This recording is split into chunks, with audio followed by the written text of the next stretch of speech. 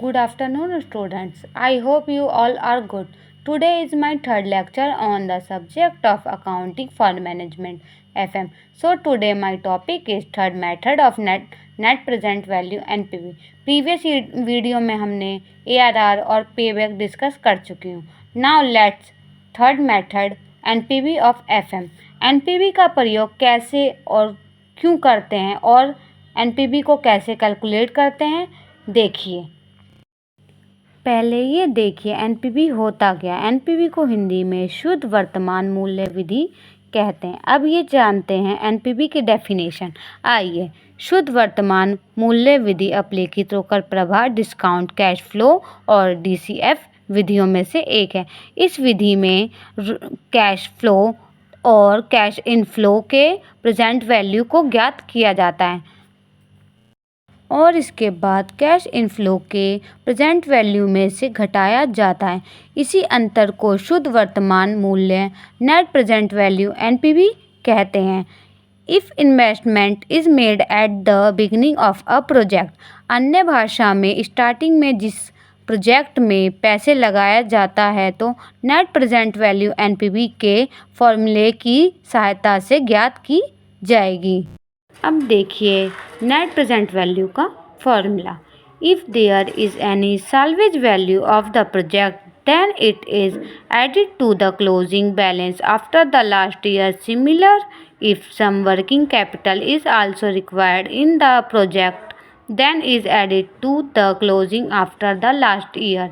The sum is added to both the initial cost of the project and the cash difference of the last year.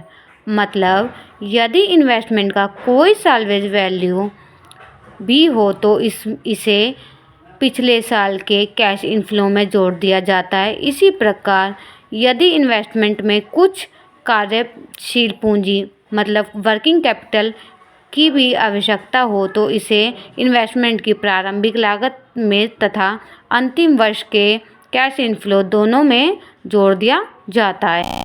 NPV विधि के आधार पर किसी परियोजना का मूल्यांकन करना. यदि किसी इन्वेस्टमेंट की नेट प्रेजेंट वैल्यू पॉजिटिव है तो इन्वेस्टमेंट को स्वीकार कर लेना चाहिए. यदि net present value NPV negative है तो इन्वेस्टमेंट को अस्वीकार कर देना चाहिए और यदि एनपीवी शून्य है तो इन्वेस्टमेंट को उसी दशा में स्वीकार किया जाएगा यदि इससे कुछ गैर वित्तीय लाभ प्राप्त होते हैं. अब ये देखिए ये मैंने क्वेश्चन तैयार कर लिया है. क्योंकि हमारा क्वेश्चन 5 साल का है तो मैंने ये 5 साल लिख लिए हैं. कैश इनफ्लो हमारा दिया हुआ है 60,000, 60,000, 90,000, 90,000, 1,10,000. अब आपने ये क्वेश्चन में देखा था कि डिस्काउंट फैक्टर 10% गिवन था. अब ये देखते हैं कि डिस्काउंट फैक्टर कैसे निकालते हैं. Discount factor of year first 1/1 plus r bracket में एन.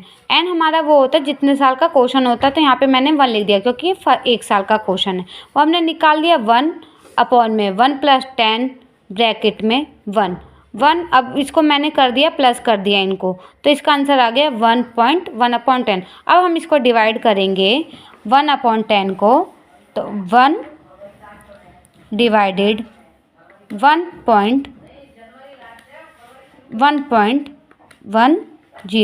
तो आइए देखिए कितना आया 09009. अब ये देखिए जैसे हमने फर्स्ट ईयर का निकाला था उसी प्रकार हम सेकंड ईयर का भी निकालेंगे. अब देखो 1/110 और जो हमारी n की वैल्यू पिछली बार 1 थी अब ये 2 होगी क्योंकि ये दूसरे साल का क्वेश्चन है. हमने इस तरीके से उतार लिया है. इसको इससे हम मल्टीप्लाई करेंगे तो हमारा आंसर आ जाएगा 0.826. अब ये देखिए मैंने तीनों फैक्टर निकाल लिए हैं. थर्ड ईयर का हमारा जब हमने मल्टीप्लाई किया तो हमारा इतना आ रहा है. हमने चौथे साल का निकाला तो 4 बार किया इतना आ रहा है. 5 साल का निकाला तो हमारा इतना आ रहा है. अब आइए देखिए हम इसकी नेट प्रेजेंट वैल्यू निकालेंगे. अब इसे देखिए जब हम इसको इससे मल्टीप्लाई करेंगे तब हमारा आंसर आएगा 54540 और फिर जब हम इन दोनों का मल्टीप्लाई करेंगे तो 49560. अब ये देखिए मैंने इन सब के प्रेजेंट वैल्यू निकाल लिए। जब हम इसको इससे मल्टीप्लाई करेंगे, जब हमारी ये वैल्यू आ जाएगी, इन सब की प्रेजेंट वैल्यू आने के बाद जो हमारी वैल्यू आएगी वो हमारी प्रेजेंट वैल्यू इनफ्लो कहलाएगी। फिर हम इसका नेट प्रेजेंट वैल्यू निकालेंगे। उसे कैसे निकालेंगे आइए देखिए। नेट प्रेजेंट वैल्यू का निकालने का तरीका, present value of inflow, present value of outflow.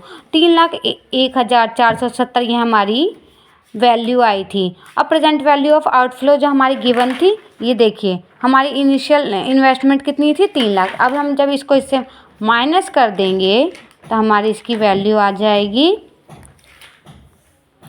1,470।